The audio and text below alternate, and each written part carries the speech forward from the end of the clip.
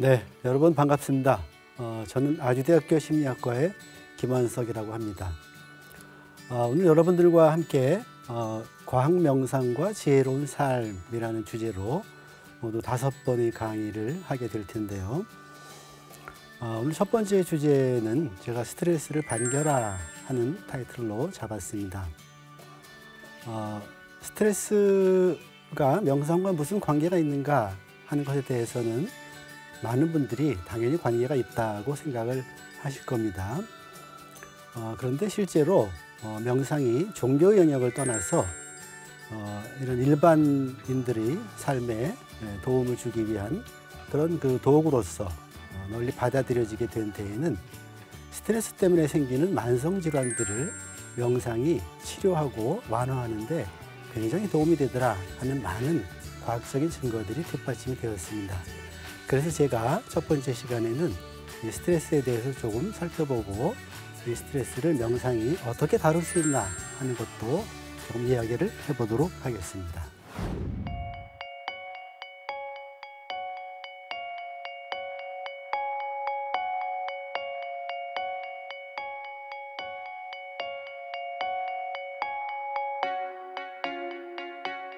자, 그러면 우선 스트레서와 스트레스 반응을 이해할 필요가 있는데요.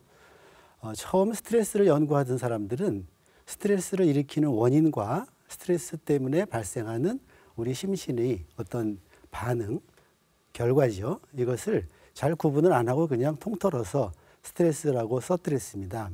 그런데 점차 스트레스학이 발전을 하면서 스트레스의 원인은 스트레서라고 부르고 그것 때문에 생겨나는 우리 몸과 마음의 반응은 스트레스라고 이제 구분하게 되었던 거죠. 그래서 먼저 이해를 위해서 우리들의 스트레스를 일으키는 원인이 되는 스트레서들은 무엇이 있는가 정리해 보면은 간단하게 우리의 환경과 그리고 인간관계 두 가지로 나누어 볼 수 있습니다. 환경이라는 것은 물리적인 환경이죠. 날씨가 너무 덥다거나 혹은 너무 많은 사람들이 밀집해서 살아야 된다거나 소음이 많다거나 또는 우리나라에서 많이 문제가 되고 있는 이런 공해 문제죠. 미세먼지 같은 것들, 이런 것들은 우리들의 몸과 마음에 거기에 대응하고 적응해야 하는 그런 스트레스 반응을 일으키게 됩니다. 그러나 과거 우리 조상들에 비하면은 우리는 환경에 대한 그 조절 능력은 굉장히 커졌다고 볼 수 있어요. 그래서 지금은 에어컨이라든가 또는 난방기라든가 이런 것들을 이용해서 온도 때문에 생기는 스트레스 같은 것들은 상당히 많이 줄어들고 있기는 하죠. 실제로 우리들에게 많은 스트레스의 원인이 되는 것은 사회적인 관계, 즉 인간관계라고 볼 수 있을 겁니다. 그래서 제가 주변 분들에게도 마찬가지인데요. 스트레스 받았어. 그랬을 때 왜, 뭐 때문에? 그래서 자세히 들어보면 거의 다 사람 간의 관계들입니다. 흥미로운 것은 나와 관계없는 사람들한테는 스트레스도 안 받는다는 거죠. 그러니까 우리 부모나 자녀나 또는 동기들이나 직장의 상사들, 부하들, 즉 나의 삶에 굉장히 중요한 사람들이 나의 삶에 의미를 주기도 하고 나의 삶에 보람을 주기도 하는 기쁨과 행복을 주기도 하는 그런 중요한 사람들이 실제로는 마찬가지로 또 나에게 스트레스를 일으키는 스트레서가 될 수 있다는 거죠. 그 다음에 마지막 스트레서는 제가 괄호 안에다가 개인의 욕구라고 했는데 보통 스트레스학 같은 데서는 개인의 욕구를 스트레서라고 이렇게 지칭하지 않습니다. 그렇지만 이 강의가 명상과 관련된 것이기 때문에 제가 특별히 우리가 욕구를 가지고 있다는 것 자체가 그것이 스트레서, 즉 스트레스의 원인이 될 수 있다. 이렇게 그 소개를 드리기 위해서 써놨는데요. 극단적으로 얘기하면 욕구가 없으면은 스트레스의 원인이 없다는 뜻이 되는 거고 그러면 스트레스를 받을 일도 없겠다. 이렇게 생각할 수 있겠죠. 그런데 살아있는 한 욕구는 없을 수가 없죠. 여기서 뭘 우리는 알 수 있냐면은 우리가 살아서 존재하는 한 개인이 욕구가 있을 수밖에 없고 이런 개인의 욕구는 환경이나 인간관계하고 부딪히면서 실질적으로 욕구가 좌절된다거나 하는 여러 가지 그 불편하고 불쾌한 그런 생리적, 심리적 스트레스를 일으킬 수 있다는 것입니다. 자, 그 다음에 이런 스트레스에 노출하게 되면은 생리적인 스트레스로 몸이 반응하는 거죠. 대체로 긴장 반응이라고 생각하시면 됩니다. 그리고 흥분하는 반응이에요. 그래서 심장 박동이 빨라진다거나 혈압이 높아지고 체온도 올라가고 호흡이 가빠지고 대단히 많이 흥분하게 됩니다. 이런 반응들을 아주 격렬한 스트레서에 노출했을 때 나타나는 반응들을 투쟁 도피 반응이라고 그래서 아주 널리 알려져 있는 그런 개념입니다. 물론 이런 그 심리적인 생리적인 반응 외에도 우리는 심리적으로 주관적으로 느낄 수 있는 일반적으로 불편한 그런 이 반응들을 하게 되는데요. 그 중에는 몸의 문제로 나타나는 통증 같은 것들, 또 심리적인 긴장감, 두려움, 또 불안, 소외감 같은 쓸쓸함 이런 것들도 나타날 수가 있습니다. 이런 그 심리적인 스트레스들은 생리적인 스트레스하고 같이 나타나게 되는데 이 둘은 서로 또 상호작용하기도 합니다. 아마 우리 일상생활에서 일상생활에 관한 것이니까 일상생활을 조금만 돌아보시면은 금방 이런 관계는 이해하실 수 있을 거다 생각합니다. 처음 그 스트레스 학이 발달하기 시작하면서부터는 대체로 동물 실험들을 많이 했기 때문에 스트레스라는 그 스트레서 때문에 생기는 반응들을 기본적으로 굉장히 부정적으로 보는 관점에서 연구들이 이루어졌습니다. 그래서 이런 연구들을 통해서 동물이나 인간이라는 유기체가 아주 그 스트레서에 노출했을 때 나타나는 그 급박하고 빠른 반응 대표적인 것으로다 캐논이라는 분이 투쟁 도피 반응이라고 이름 붙인 반응이 있습니다.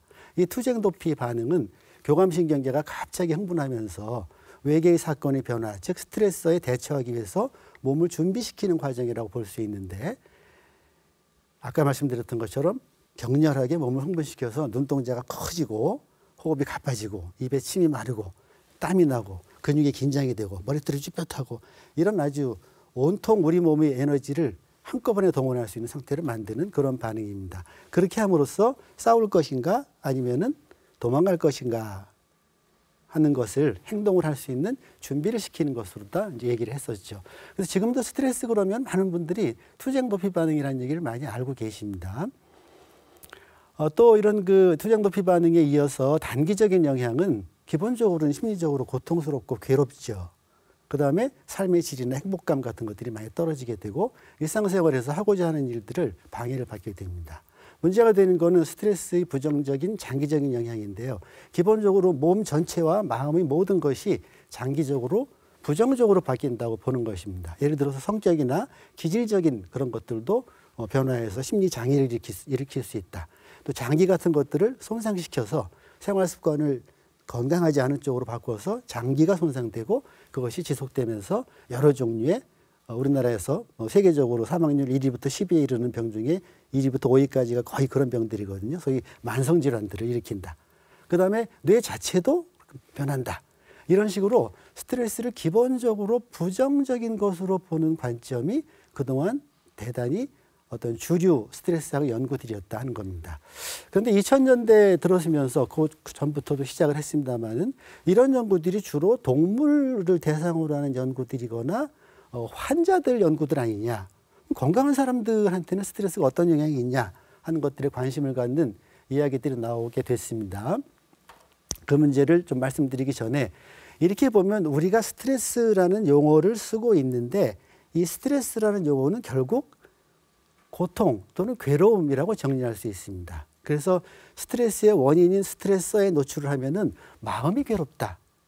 또 몸이 괴롭다. 여러 가지 불편한 생각들이 나타나고 거기에 따라서 불편한 감정들을 느끼게 되고 또 몸으로는 통증과 불편한 몸의 느낌들, 근육의 긴장 같은 것들 이런 것들이 생겨난다. 그런데 이렇게 불편하거나 괴롭거나 고통스러운 것에 대해서 우리들은 어떻게 반응하는가 하는 것을 잠깐만 생각해 보면은 기본적으로 우리는 유기체로서 쾌락 원리에 의해서 반응하도록 유전적으로 그렇게 돼 있습니다. 쾌락 원리란 좋은 것은 접근하고 불편하고 싫은 것은 피하는 원리인데요. 스트레스는 괴로움이다 이렇게 생각을 하면 어떻게 해야 될까요? 불편한 거니까 피하고 싶어지죠. 그래서 스트레스를 안 받고 싶어지고 스트레스를 받았다 그러면은 그 말 자체가 내가 굉장히 불편하고 뭔가 문제가 생겼다 하는 식으로 스트레스를 대하게 되었다. 이렇게 말씀드릴 수가 있습니다. 그런데 스트레스를 좀 다르게 볼 필요가 있다. 왜냐하면 그냥 다르게 보고 싶어서 보는 것이 아니라 스트레스에 관한 많은 연구 결과들, 특히 최근의 연구 결과들은 스트레스가 그렇게 부정적인 것만은 아니다. 오히려 긍정적일 수도 있다 하는 것들을 실제로 보여주기 때문입니다. 자, 그래서 그 연구 결과들을 살펴보기 전에 그냥 한번 우리 일상에 관한 거니까 생각을 해보시죠. 스트레스가 없는 삶이 가능하겠는가? 아까 앞에서 말씀드린 거로 생각을 해보면 스트레스가 없는 삶이 되려면 스트레서가 없어야 되겠죠. 근데 스트레서가 뭐냐면 바로 환경이거든요. 환경을 떠나서 살 수가 없습니다. 인간관계거든요. 인간관계를 떠나서 살 수가 없어요. 우리의 욕구거든요. 욕구를 떠나서 살 수가 없습니다. 그러니까 스트레서는 없앨 수가 없다. 그러면 우리가 스트레스를 받는 것은 불가피하다, 이런 결론에 도달하게 되죠. 그래서 이제 이런 질문을 해볼 수 있습니다. 그럼 스트레스를 나쁘게만 생각했는데 좋은 스트레스는 없나? 이렇게 생각해 보니까 좋은 스트레스도 있죠. 승진하는 거 어떨까요?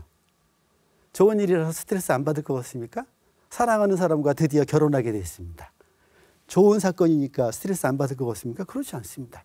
그때도 앞서 얘기했던 생리적인 심리적인 반응들이 나타납니다. 물론 즐거운 경험들이 함께 있다는 것이 조금 다르긴 하지만 역시 긴장되고 그런 것들이 불편하게 만드는 건 마찬가지입니다. 그다음에 명상과 관련해서는 개념작용, 즉 우리의 생각 때문에 만들어내는 스트레스, 이거를 없앨 수 있을까 하는 질문을 하게 되는데, 그동안의 스트레스학과 심리학의 연구 결과들은 이 부분, 우리의 개념작용에 의한 스트레스를 다루는 것, 그것이 대단히 중요하다는 것을 보여주고 있습니다. 자, 그러면 그 얘기를 하기 전에 스트레스의 순기능에 관한 그 연구들 간단하게 살펴보겠습니다. 스트레스를 네거티브하게 봤던, 부정적으로 봤던 사람들은 어린 시절에 아이들이 스트레스를 받으면 그것이 어른이 돼서까지 발달에 부정적인 영향을 미친다, 이런 결론들을 가지고 있었어요. 그리고 이런 믿음은 우리 사회에도 굉장히 팽배해 있습니다. 그래서 일종의 편견으로 작용을 하죠.